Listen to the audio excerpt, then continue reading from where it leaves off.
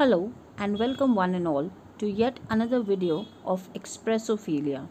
Today we'll be learning the second chapter of Maharashtra State Board's Standard 12 on saying please by A.G. Gardner.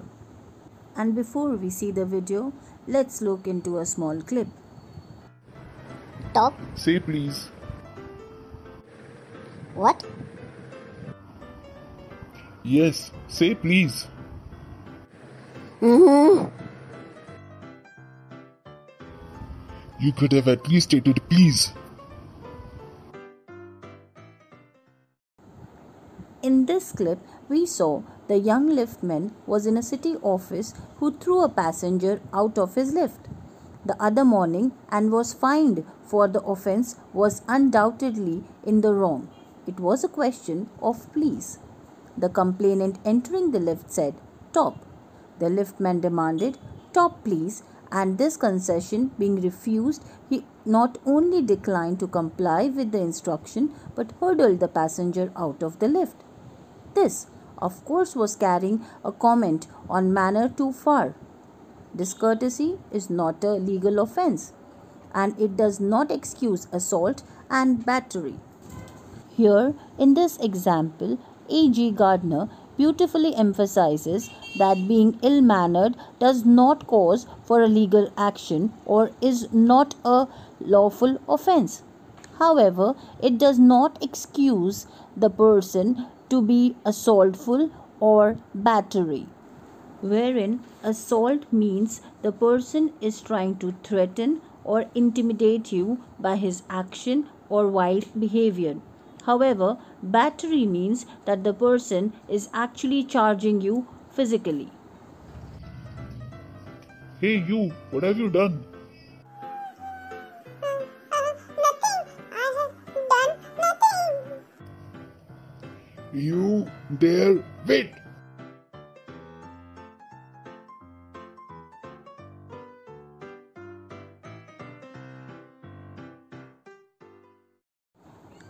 In this clip, we see if a burglar breaks into my house and I knock him down, the law will acquit me, and if I am physically assaulted, it will permit me to retaliate with reasonable violence. It does this because the burglar and my assailant have broken quite definite commands of the law. But no legal system could attempt to legislate against bad manners or could sanction the use of violence against something which it does not itself recognize as a legal punishable offence. And whatever our sympathies with the liftmen, we must admit that the law is reasonable. It would never do if we were at liberty to box people's ears because we did not like their behavior or their tone of their voices or the scowl on their faces. Our fists would never be idle and the gutters of the city would run with blood all day. In these two examples, Gardner has beautifully described that how ill-mannered behavior wouldn't cause for legal action because there is no law made for social mannerism. However, in the second example itself, Gardner has emphasized that one can retaliate. If someone breaks into your house, law will not punish your act of violence, as the burglar, that is the thief himself, has broken the law. However, Gardner states that whoever sympathizes with the liftman must admit and consider that the law is reasonable, modest, and non-biased. It will never give anyone the liberty to box people's ear, that is, hit their ears, as we did not like their behavior or tone of voice or anger on their faces. We would end up hitting everyone and the gutters would be filled with blood due to this violence. Gardner further states in his essay that I may be as uncivilized as I may please, and the law will protect me against violent retaliation. I may be haughty or boorish, and there is no penalty to pay except the penalty of being written down as ill-mannered fellow. The law does not compel me to say please or to attune my voice to other people's sensibility any more than it says that I shall not wax my moustache or dye my hair or wear ringlets down my back. It does not recognize the laceration of our feelings as a case of compensation.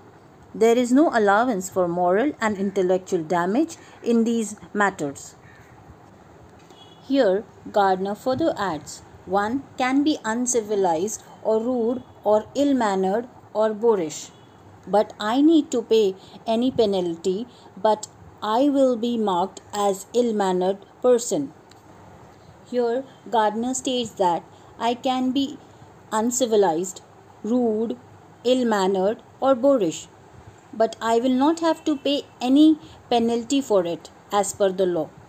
But I will only be marked as ill mannered person. The law does not force me to say please, nor does the law tell me not to hurt the sentiment of other people. Similarly, as law does not force me to wax, shave off my mustache, or color my hair, or not keep my hair on the back, as all these listed above are my personal choices. Similarly, being mannerful is my choice as well. The law does not recognize hurting the feelings as unlawful. Saying sorry or please does not give any moral or intellectual biases, so there is no compensation as per the law which can be given. But that does not mean there is no damage incurred. This does not mean that the damages are negligible.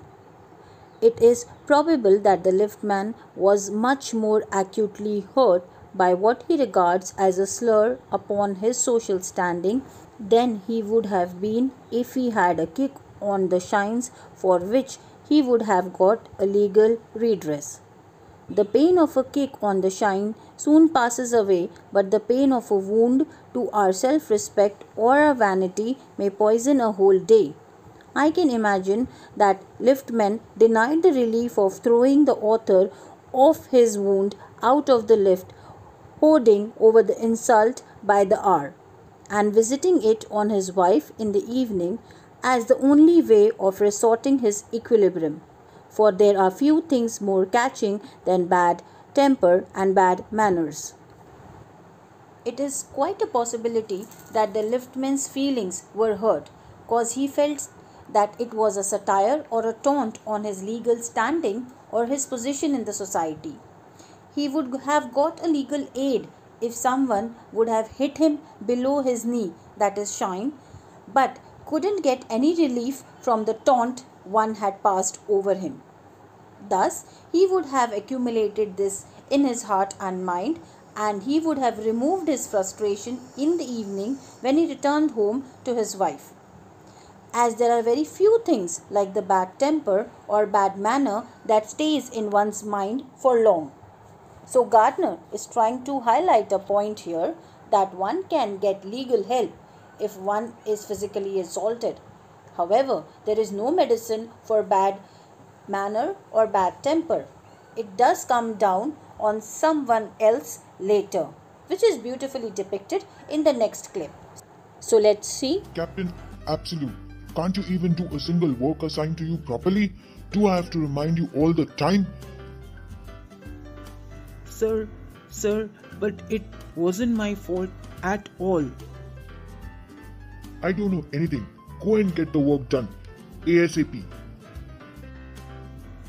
Yes, sir. Yes, Fag. I had asked you to get the work done. Did you do the work? Yes, sir. Absolutely. The work is done. Oh, is it, sir? I'll check and let you know. Yes, get it done immediately.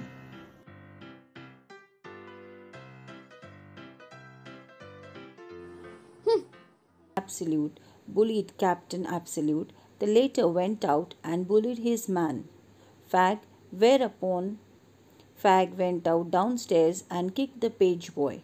Probably the man who said top to the liftman was really only getting back on his employer, who had not said good morning to him because he himself had been henpecked at breakfast by his wife, to whom the cook has been insolent because the housemaid had answered her back. We infect the world with our ill humors. Bad humors probably do more to poison the stream of the general life than all the crimes in the calendar. For one wife who gets a black eye from an otherwise good natured husband, there are 100 who live a life of martyrdom under the shadow of a morose temper. But all the same law cannot become the guardian of your private manners. Gardner again has given a beautiful example of Sir Anthony Absolute who bullied Captain Absolute, wherein Captain Absolute bullied Fag and Fag kicked the page boy later. Probably the man who entered the lift must have suffered a grudge from his boss who did not wish him good morning. His boss must have suffered on the breakfast table from his wife who must have suffered due to the cook's back answering. We infect the world from our bad manners. These bad manners poison the entire stream of life more than the crime done under the law in the society. As the ill mannerism works as a chain which passes on from one person to another. There is a wife who gets hurt by her husband on her face, which is domestic violence. But there are hundreds of such wives or women who live under the anger of their husbands like a martyr.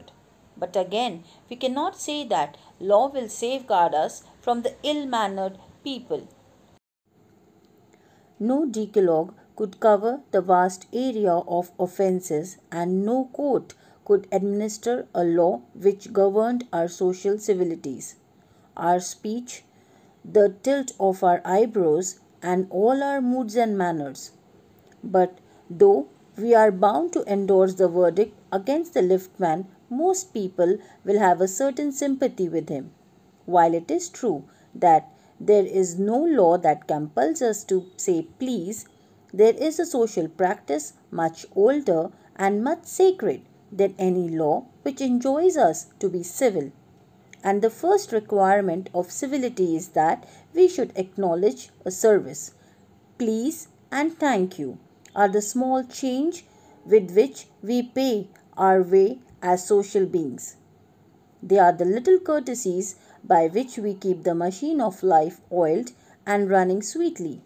They put our intercourse upon the basis of a friendly cooperation, an easy give and take, instead of on the basis of superiority dictating to inferiors. Decalogues are the 10 commandments in the Bible. No offences can be covered by any decalogue or by the law. No court can eye on the facial expression of sarcasm which is reflected by the tilt of an eyebrow. As we need to pass the verdict on the liftman by the law, while people still have sympathy on him. As we very well know that the law cannot ask us to say please, but in the society or the world that we live in, old tradition and practices are being followed.